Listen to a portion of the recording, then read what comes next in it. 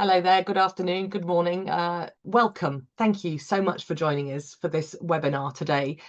We are delighted to have so many people join us for this discussion. Let's get cracking. I'm going to start with some introductions. First of all, I'm Corinne Staves. I'm a partner here at CM Murray and a partnership law expert.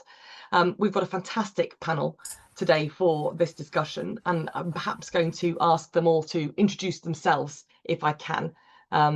Maybe come to you, please, Anthony, first. Good morning, everybody in the US. Good afternoon, everybody in the UK. It's a pleasure to be here. Thank you for inviting me. I am a partner in the New York office of FisherBroyles, and my practice is exclusively concentrated in advising lawyers and law firms on all aspects of the law governing lawyers in the US. I also teach a course on professional responsibility in business practice at Columbia Law School. Thanks, Anthony. Devika. Great to be here. Welcome, everybody. Good morning and good afternoon. I am a partner in the New York office of FisherBroyles. I'm also the firm's global general counsel. I advise law firms and act as outside ethics counsel to firms on a wide array of legal ethics, risk management, and professional discipline matters. I currently serve as vice chair of the Attorney Grievance Committee of the New York State Supreme Court First Department, and I formerly chaired the Professional Discipline Committee of the New York City Bar Association.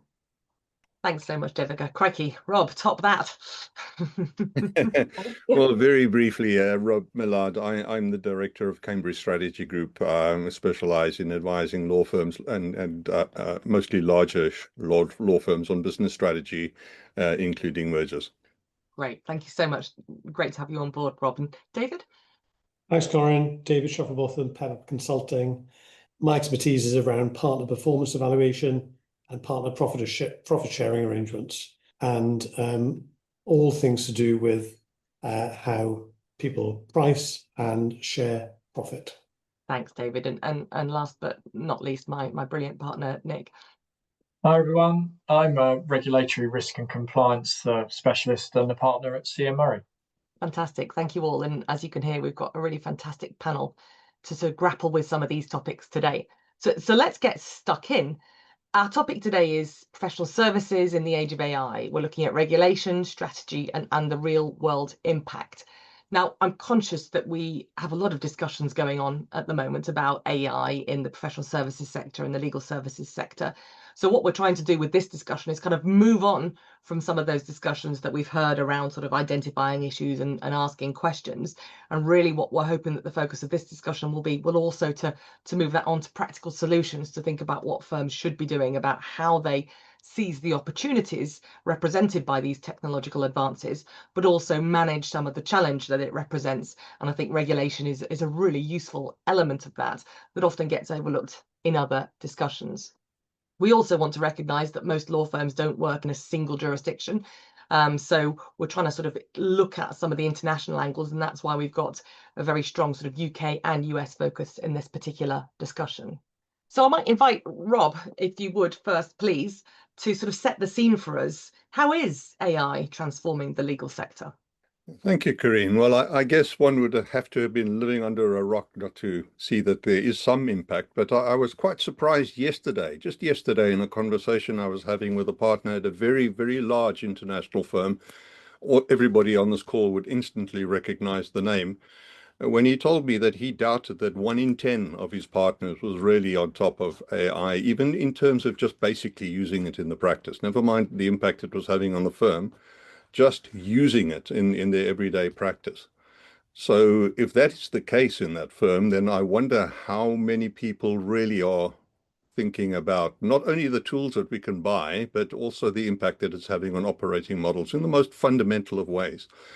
And I think there are 4 things that I want to just highlight, and then we'll get into the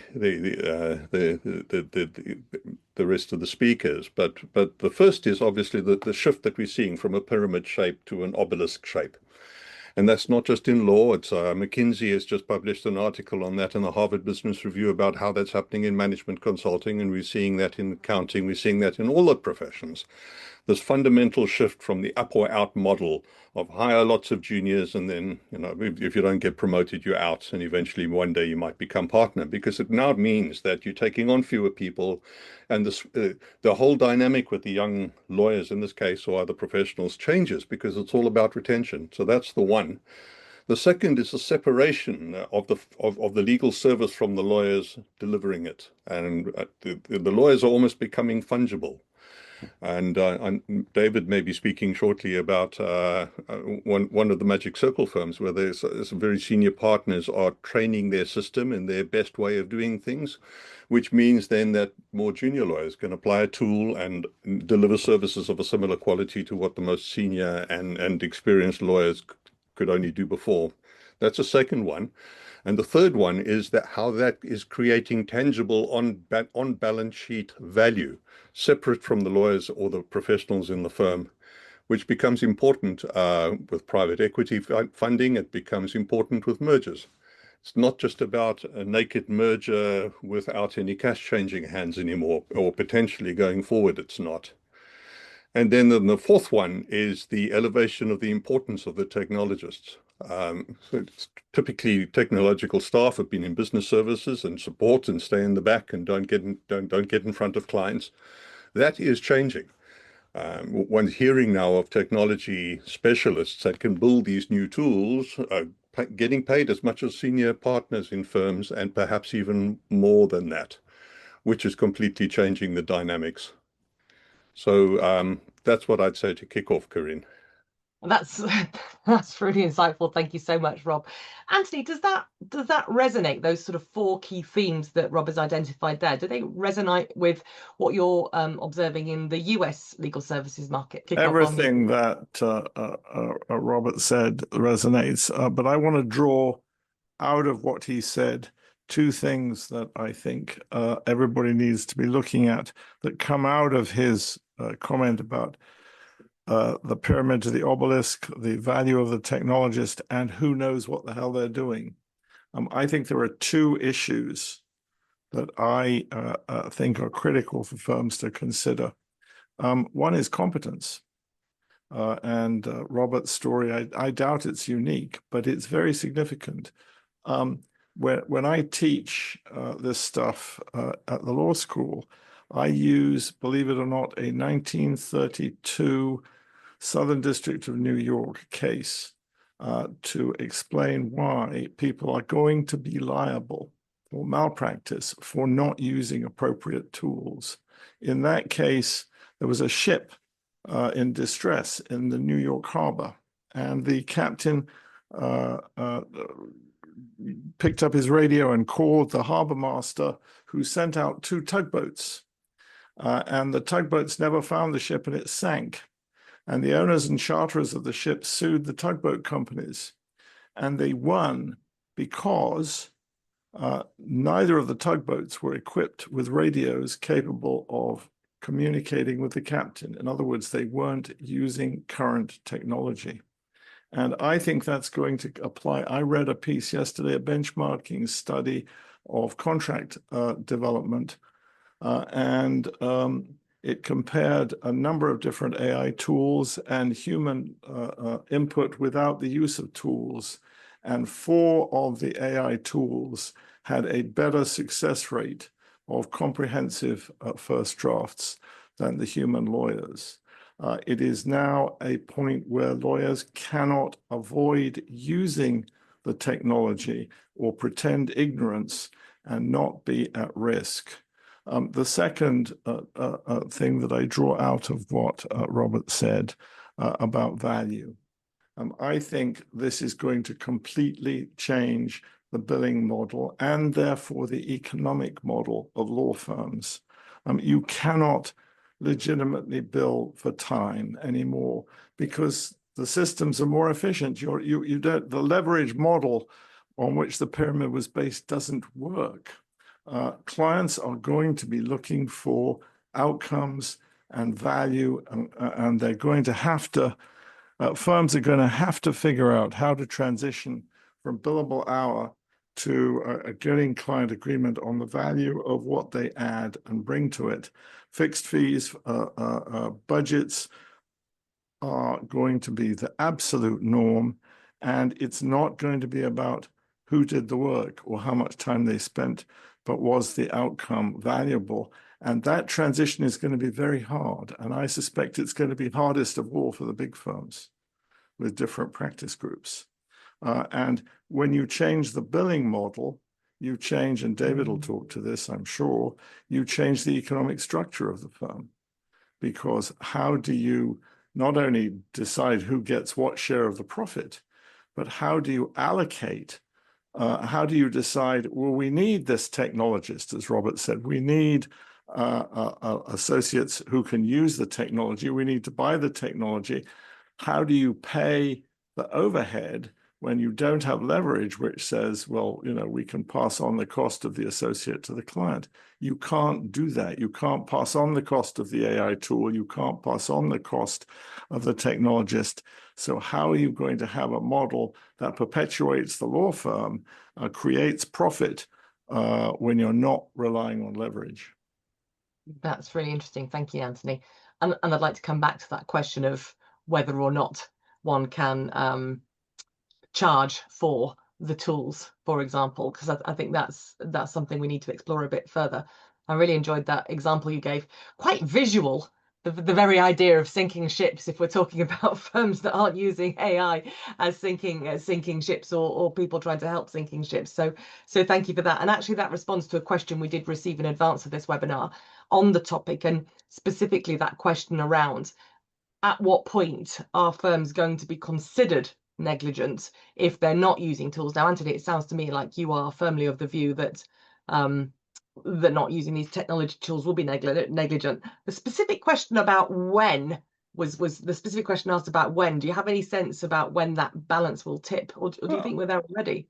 I think we're going to have to wait until we've got some plaintiffs suing law firms, but I think we're going to have situations where clients are going to say, if not malpractice, we want our money back, because you could have used a tool and given us this result, and the time you would have spent is negligible, and you charged us 100 hours, and that's a breach of fiduciary duty. Actual error, that's going to be harder to see, but it'll happen. There'll be someone who could have used a tool that could have got a better outcome, but I'm not going to predict when. Bill Gates was the one who said it's easy to predict what changes are going to come. It's very hard to say when. Fair enough.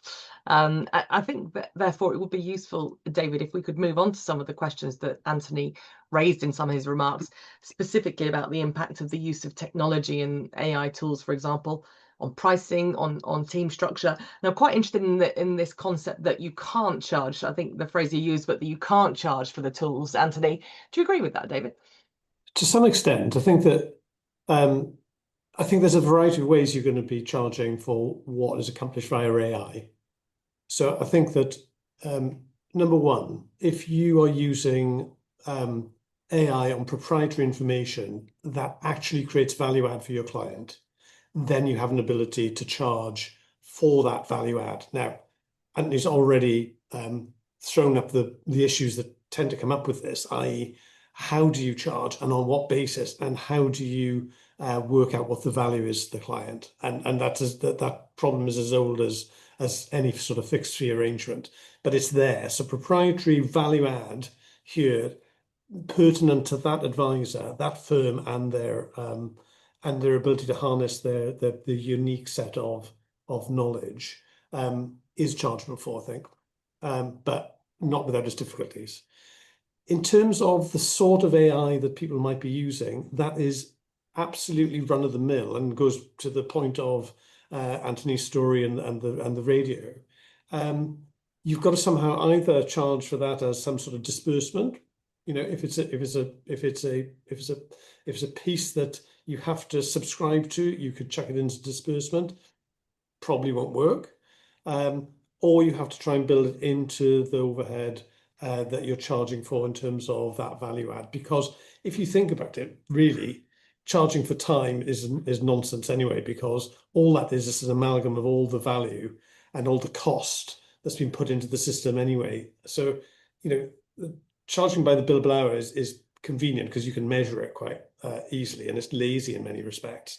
But what it's doing is it's just an easy way of agglomerating all those different factors of your overhead and adding markup so you get a profit at the end. With AI, it's going to change the point of value creation, and it is going to change the way that law firms operate and what sort of leverage they need. And I think the jury's out on that in terms of where it will end up, what level that'll sink to. But I think those points of where the pricing goes will be something that partners and their pricing specialists, because remember, we do have, especially in a more UK-centric view, we do have pricing specialists in a lot of firms now. So that sort of aspect is going to become really, really vital for firms if they're going to continue to turn profit. Absolutely. Thank you, David. And Anthony, you were shaking your head.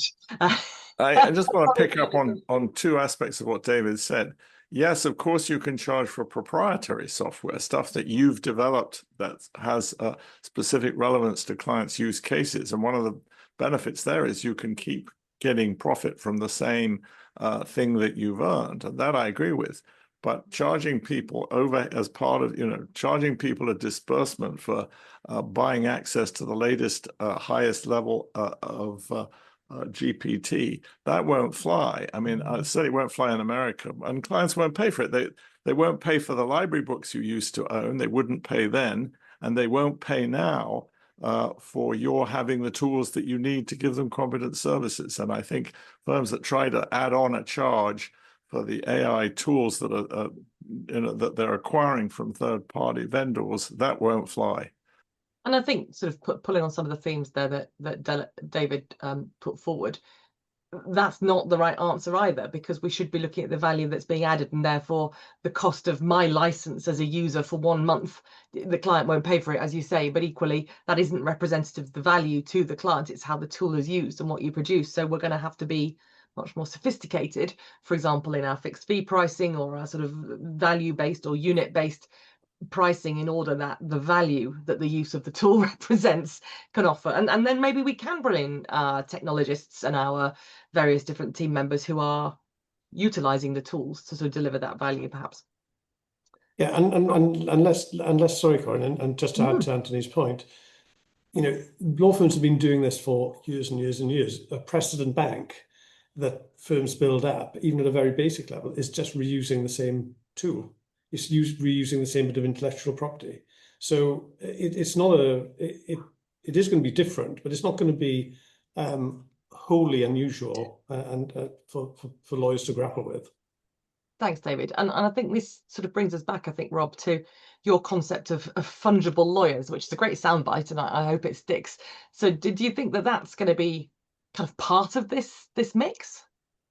Yes, I do. And I think in pricing, it really comes back at a most fundamental level to the three legs that value stands on. One is the economic value delivered to the client by the service. The second is the cost to the firm of delivering that service, including the tools, including the humans, including everything. And the third is what others in the market are charging. And because this is a contest, everything's a contest, of course. So nobody needs to sit and think up novel, brand new ideas that nobody else has thought of. Everybody is grappling with these same problems, and everybody's talking to everybody like we are talking right now. And I think the firms that get ahead will be those that have a better handle on those three aspects of value, and especially what others are charging, and are able to win that game. I think that's really insightful, Rob. And actually, if we think about it, these tools are excellent at processing the data that we have. And we have lots of data in our businesses about how much we charge people for various different tasks. So if we can harness the tools to work out how much stuff costs, then we might be able to get further towards identifying the cost of kind of a job from a value perspective, rather than just being, leaning on the hours, as you say, David, because that's easy.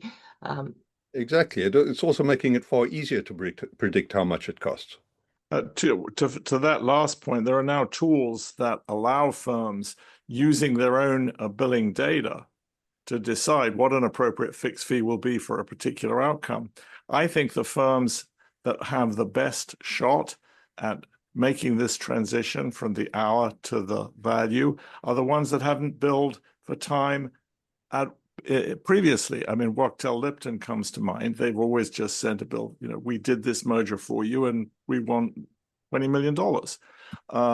That's a much easier model to perpetuate than it is for the firms to transition from, we had 30 associates working 200 hours, therefore we're going to charge you X million dollars. That transition is going to be very hard for firms to make.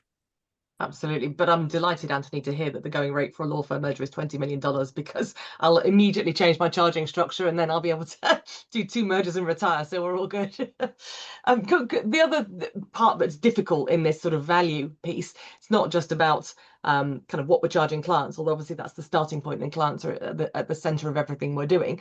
I think, David, we also need to think about the way in which that pricing and that sort of billing model feeds into our compensation systems, because I know lots of firms will say we have a balanced scorecard, but often people come back to the hours. How many hours did you do? How many hours did your team bill? How much did you recover? How do you think that these new ways of working are going to influence compensation systems within professional services firms? There are 2 really important factors here, I think, Corinne. One's a sort of macro, one's more micro. So I'll do the micro first. In lots of so-called balanced scorecard systems, or I prefer sort of focused performance systems that are more relevant, I think, for law firms. Yeah. In lots of those systems, there are already elements within them that account for the efficiency with which you deliver your client service, the efficiency with which you can generate profit from a level of fee income. So the front end pricing and what you're going to charge, and then what's the overhead applied against that, leaving you with a profit, is something that's already there. So, and the profitability of a practice and the way in which different tools are used and different resources are applied by partners already forms part of the more sophisticated firm's view of a partner performance. All right, so that is built into where the profit comes from, if you like, and how good a partner is at generating it.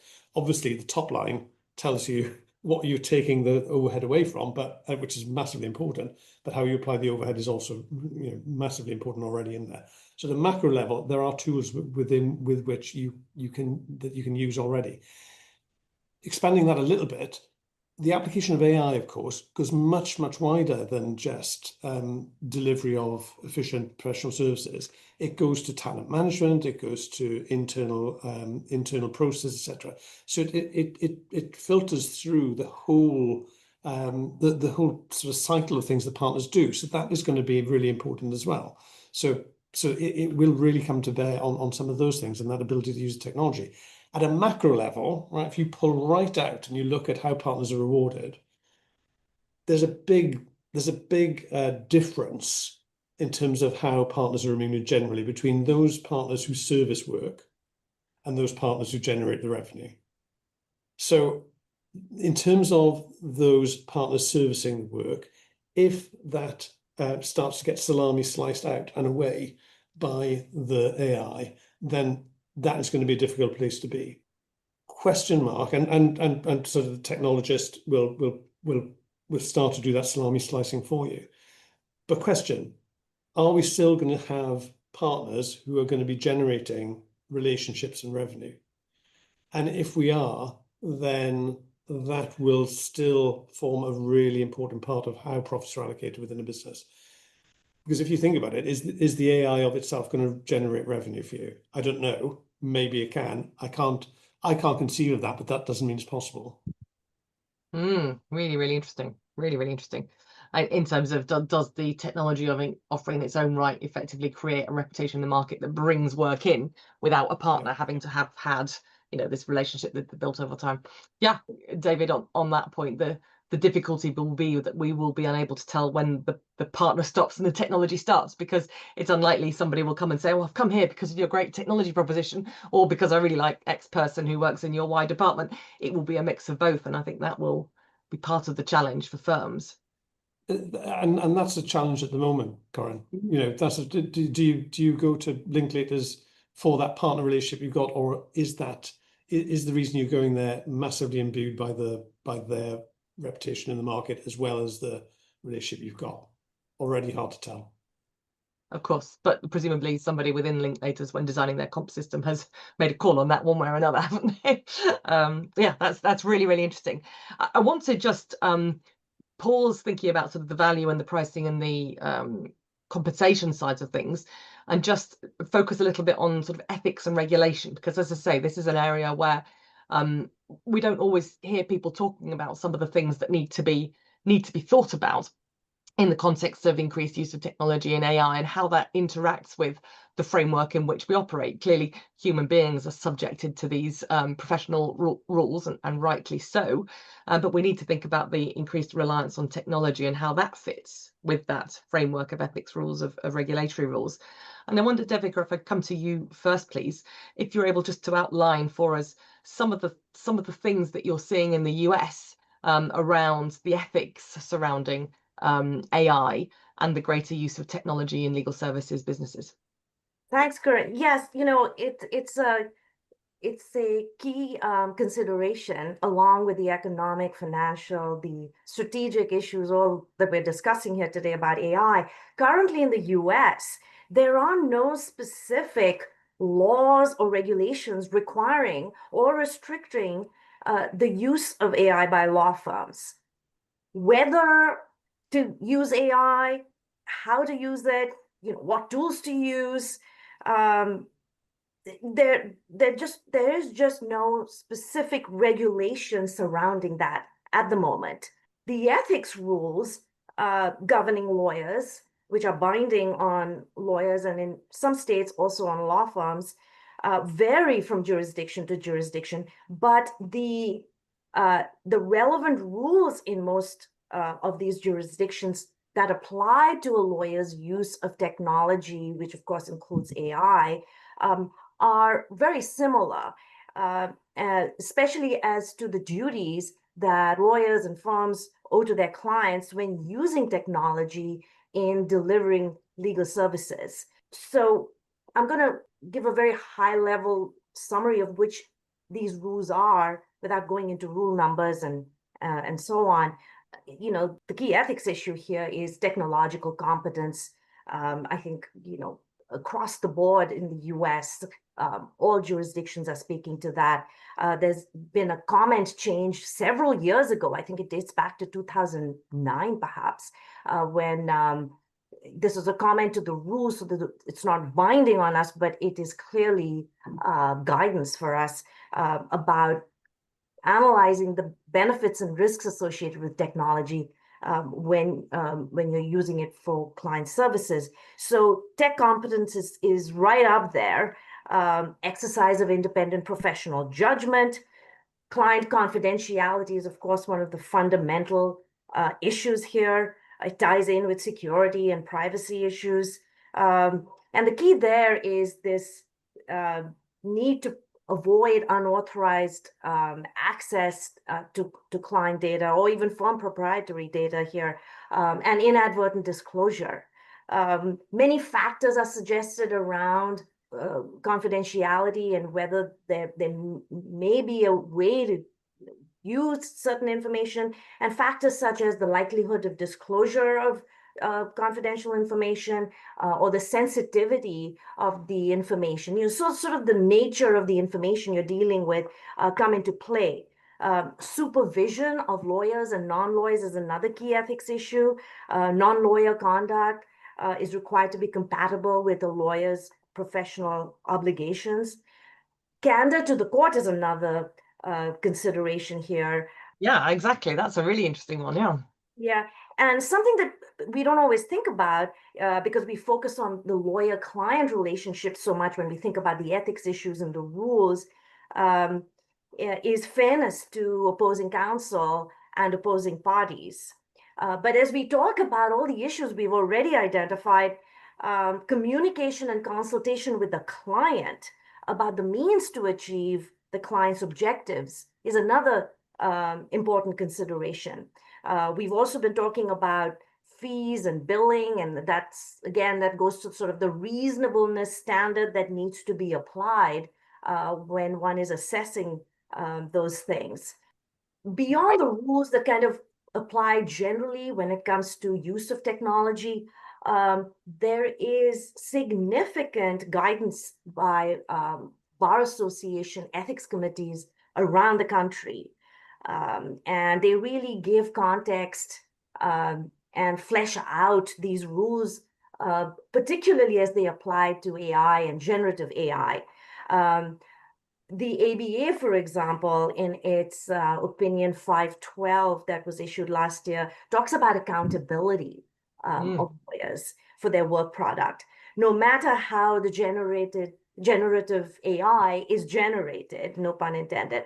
California opinion, which is another important one to look at, talks about the lawyers having a need to inform their clients if they're going to use generative AI in the representation. But that opinion makes an interesting point. It sort of touches on sort of the practical aspects of what we're all grappling with, and that is how the lawyers' obligations, their ethical obligations apply will depend on a host of factors. For example, the type of client, the type of matter, the nature of the lawyer's practice or the firm's practice, the size of the firm, and the tools themselves. These are really unique challenges because of the variety of the tools.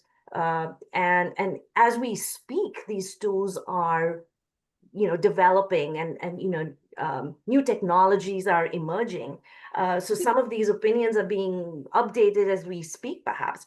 But there is this lack of clarity across the board as to how these tools work.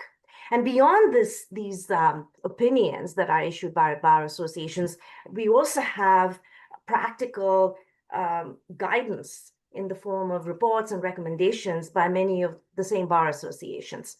In addition, courts and judges, both at the federal and state level, have issued standing orders, or they have updated their court rules. In fact, I read recently that back in July of 2025, there were about 34 jurisdictions in the US that have already issued standing orders. Some require certifications that filings generated by the use of AI are accurate, or that no portion of their filings have been drafted by generative AI. There are standing orders that if AI is going to be used in the preparation of court papers, then the lawyers must disclose and certify that they have been verified for accuracy. And as to disciplinary cases, we are just seeing an increased number of them, but largely they're focused on two issues. They involve the use of AI, where lawyers are not taking proper steps to ensure accuracy. And we've seen all these cases about, hallucinations. And the other point that that's important to pick out from these disciplinary cases is that it's about clients not receiving effective representation of the use of AI by lawyers and firms. With that, I'll turn it over to Anthony. I would just pick up on two things, going back to where Robert started us. If there's a litigation partner at a firm who is not conversant with the tools that the other lawyers are using when they provide him with services, that firm is going to be hit, along with the tens, if not hundreds of firms that have already been hit with serious, significant sanctions, including disqualification as well as money sanctions, for failing to catch the hallucination. The duty of supervision, which Devika mentioned, is going to be very hard for a lawyer who is not familiar with the tools that he should or she should be using. So there's a crossover between the ethics rules always and the basic one that she started with, which is competence. And above all, the ethics rules say we have to provide competent intelligence services, and lawyers who are not familiar with these tools are going to get into trouble. They're going to get their firms into trouble. They're going to get their clients into trouble. And it's happening every day. I see new hallucination cases every day. It's because people aren't actually doing the supervision that they should be doing. I think that's right, Anthony. And by way of example, while we've been speaking, I've just had a little pop-up here saying, it looks like you're speaking German. Is that right? No, we're going to stick with English. Thank you. So these tools do need supervising. So I've just had to remind it that we are speaking English for the purposes of the transcription, which doesn't fill me with hope, but for our capabilities or its abilities either, for that matter. I mean, Nick, it would be great if I could come to you, please. And obviously, Devika's given us some really great perspective there on some of the key themes and ideas that they're experiencing in the US. I mean, I imagine, although we deal with them slightly differently, a lot of the themes are similar in the UK regulatory space, are they? Yeah, of course. I do apologise to everybody. We've sort of gone from a fascinating conversation about all the commercials and game-changing issues around AI to listening to us talk about regulation. But I suppose if you get the price wrong, you can correct that, can't you? You can write off a bill. If you get the regulatory aspect of things wrong, you're in a much more difficult situation than a cul-de-sac you can't back out of, probably. In the UK, if you look at the Law Society guidance, the SRA guidance, which is all quite lengthy, and indeed, if you talk to AI about this particular issue, similar issues do come up. And I think the three obvious ones here, given the way our code of conduct is set up and the way the principles are worded, are the protection of confidential information, and that's not just about what goes in, but where it goes and who owns the output from AI use. This big point of ensuring proper supervision, because that's not easy for people who may not have been involved in creating the business case for the program. And that issue of professional quality control on output is vital. The AI program can't judge what's right and wrong. So authenticating output is going to be absolutely crucial. And that comes only from proper supervision by people who genuinely understand the system. And I think thirdly, here, the other key issue is ensuring clients understand how their matter is going to be handled and how their data will be handled, and therefore how AI is playing a part.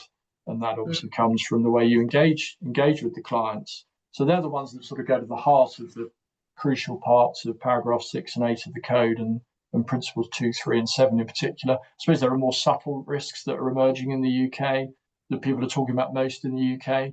The bias that may be created from the systems training. There's a lot of talk in relation to that and how you can then become somebody who exacerbates that bias. IP infringements for which the firm could be held liable. So the data scraping that goes on could lead to breach of copyright or IP rights that your firm then commits. And the cybersecurity risks, of course. And that again comes back to how data is inputted and the output is stored. But there's risks because you've got to be absolutely clear about where everything's stored or where it might go and whether there's proper security around all of that. You don't want to be the subject of ransomware, do you?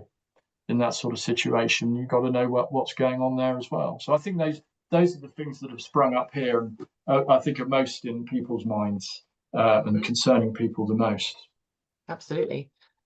One thing that leaps out at me from what Nick just said is something that I'd like to hear from Robert about in a minute. One of the issues about competency and about meeting those obligations about data protection and privacy protection is what do we know about the tools we're going to be using? And that goes to what Robert said. If people don't think about AI, they're not going to know even the first steps. How do I evaluate which tool is it safe to use? Which tool is closed so that my data doesn't go outside the firm? Or if it does, it's kept in a box by the provider. And do we trust the provider to abide by that? The mere fact of the obligation to know about the details of the way the tools we're using work creates a huge divide in the profession. Some firms can afford to do the evaluation and tell partners, you can use this tool, not that tool. If you use GPT, you must use this version. Some people don't even know where to begin. And I think we're going to see a great big divide in the profession because of that. Nick, do you agree with that? Yes, I'm sure you're right about that. And Nick, it would be interesting because we're going to come on to talk a little bit more about practicalities, but I think it will be really useful to have some insights in terms of the practical steps that firms can take to sort of manage sort of things. Because I guess you start with your risk register, don't you? Sort of identify for your business, which obviously has to be tailored, and kind of work out from there in terms of training and supervision. I mean, I don't know if you've had any thoughts on how sort of the steps that should have been taken to get here. Yeah, I think it's probably a 5-stage process. You have to very clearly define the business case for AI, because that immediately gives you a basis upon which you're telling your people why it's being used and how it's being used. I think it has to be set up clearly with agreed terms of use with the provider with regards to things like who owns the IP, data security, and particularly this issue of how the output is used. Is there a restriction on the use of the output, or is there not? Is it used for the training of their system further down the line? Those sort of things have got to be managed properly and very, very carefully from the start. You've then got to create very clear policies of use. What information you agree can be inputted into the system, and the supervision processes, the authentication of what's coming out the other end, and vitally the training in its use so that people understand the risks, how they protect data, what happens to the output, what the business case is, so that they completely understand that. You haven't got more senior people supervising work but not really understanding why people are using or how they're using it. And finally, recording very, very clearly, and this is very much what sort of goes across regulation in the UK, probably much more than it does in the US actually, recording all that you've done from a regulatory standpoint, going back to your risk register point, Corinne, recording how people are trained, what you know about how the data is protected, how the system is trained, how the output is checked, and how the work is supervised. Because the fact is, it will go wrong.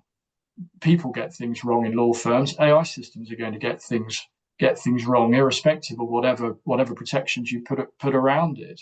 And it's that which you'll need to go back to when you have a regulatory issue potentially arise with the SRA, or a complaint arise in relation to what comes out of it. You have to be able to show what you've done. I think that's right, and that goes to the themes that Devika touched on in terms of accountability and communication with clients, so that everybody understands how advice is being produced and delivered within the firm and outside the firm. David?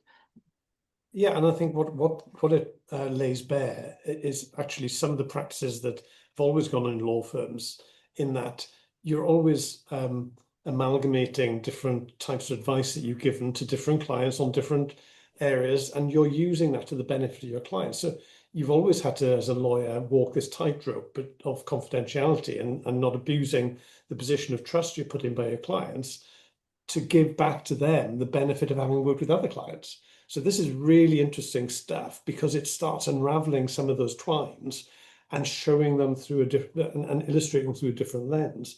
Because ultimately, if you're being asked as a lawyer to give some advice, ultimately you're being asked to guarantee that it's right, and that's not changing. The AI doesn't change that. It just helps you get to the answer more quickly, perhaps. But at the end of the day, what are you going to do? Are you going to be allowed to say, well, the AI is quality assured, therefore that bit that I'm giving you is quality assured by somewhere else, is quality assured by the AI system itself, or our insurer, or whatever? I don't know. I don't think so. I think it comes back in through that nexus of client and lawyer, and say, okay, lawyer, what's the right answer? Well, insofar as there are a range of possibilities, what are they? So that fundamental duty between lawyer and client hasn't changed, and how you harness all those resources to come to that answer, I think is really shining a light on what lawyers do and how they've done it in the past. I think it's really fascinating. I think it is fascinating, and I think we don't really think of the fact that as lawyers, part of what we are being paid for is for assuming the risk that things are wrong, isn't it? Whereas, the large language models will be so sophisticated that eventually clients would, in theory, be able to bypass the lawyers, just ask the models themselves the questions and get the output. But where we will be able to add value will be, first of all, in applying judgment and applying it to circumstances, experience, and so on, but also in saying, actually, I promise this is right. I'm accountable for this being correct or not. And that's something that the client can't do for themselves. So I think that assumption of risk piece, David, is somewhere we're going to see the value add, and goes back to pricing and output, I guess. I'm quite keen to focus on practicalities just for these last few minutes of our discussion. And I wonder whether we can just think about how, we've touched on a number of these ideas already, but in terms of thinking how firms can and should evolve to survive in this sort of fast changing legal landscape. I mean, Anthony's already told us that we'll be sinking ships if we don't. And I wondered, Rob, if we might come to you just to have a little think about sort of the strategic side, and particularly how strategically are firms going to fund this? Are they going to implement these systems, decide what they need, and pay for them, basically? Well, you can either spend a lot of money or not a lot of money. Some of the baseline GPTs, the Anthropic, the large language models, are incredibly powerful on their own. And just to respond to the question that Anthony posed, I think that the way law firms need to get on top of this is really basic, and it's really it's learn what you're talking about with love and respect. Most people I speak to don't know what they're talking about. So read Ethan Mollick's book, Co-Intelligence, invest 10 hours in really bench testing your large language model of choice in your domain, whether it's law, architecture, management consulting, whatever it is. Test it, ask it gnarly problems that you battle with in your practice. Ask it questions like, how do I avoid hallucinations? Ask it questions like how to prompt. And once you've spent those 10 hours, then you'll be competent to be able to have a sensible discussion about these tools. But right now, I think many people are making decisions, important decisions, from such a position of ignorance that it's negligent. Ooh. Thank you, Rob. Anthony, just thinking about it from sort of a strategic and operational perspective, I'll come to you, Devika. I think firms have a huge problem. They have a problem of hiring, and they have a problem of training. There are very few, more each week, but still a minute percentage of law schools that are really turning out young lawyers with an understanding of the technology. In my view, it's not going to be the Oxfords and the Cambridges and the white shoe universities, the old line universities. It's going to be the schools that are really teaching this stuff, whose graduates in the next few years are going to have a huge advantage in hiring. But the responsibility on the firms to make sure that everybody, including the 9 of 10 partners that Robert talks about that have no idea what they're doing, everybody's got to get trained. And there's a huge burden about that that I think firms are only just starting to grapple with. I think, Devika, you had some remarks here on the practicality side of things. I did. I think as we're talking about how firms are grappling with these issues, it might be helpful for us to kind of think about this as an AI dashboard that we have for lawyers and law firms, and think about the state of play here. Lawyers and law firms have their firm management, they have their GC office, they have their practice heads, and they have their lawyers, their associates, their staff. But sort of, if you look at this in a sort of a 360 way, we have clients speaking with different voices. We have bar associations providing guidance. We have the ethics rules that we just looked at. We have court orders and local court rules that lawyers have to follow. We have regulators and disciplinary authorities that may be investigating and sanctioning lawyers. We have professional liability insurance carriers who are advising firms about risk management, control, and best practices. We have IT consultants and specialists and advisors, some of whom are guiding firms, but some of whom are also warning and alerting firms about the risk, especially as to cybersecurity. And we also, as we spoke earlier, we have Bar Association guidance and reports on all of this. There's a lot to navigate for firms. There is no consistency among the firms about which tools to use, how to use them. No two firms look at AI with the same lens. Are they demoing the same products? Are they testing them? What are their policies? What are their trainings that they're putting out there? And no two firms are taking the same perspectives either as to use and approval. And it's important to keep in mind, lawyers are much more limited in their use of AI than their clients are, at least those who are not necessarily, regulated the same way we are.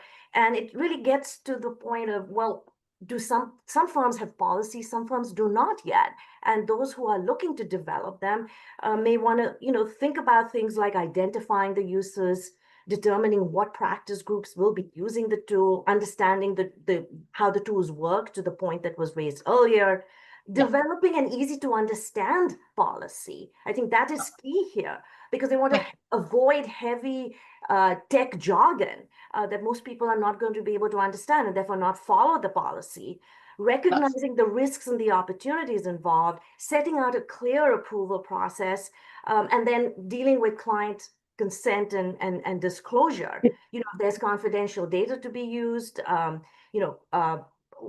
if the client is specifically asking about particular AI tools, and also consent and disclosure around the requirements under the ethics rules. We might just sort of pause, because that's a really great sort of set of recommendations. I'm quite keen that we get just to hear from David and Nick in terms of their practical suggestions. So I might come, perhaps Nick, just to pick up with the regulatory, to carry on and sort of finish off those regulatory bits. Any other top tips from a practical perspective?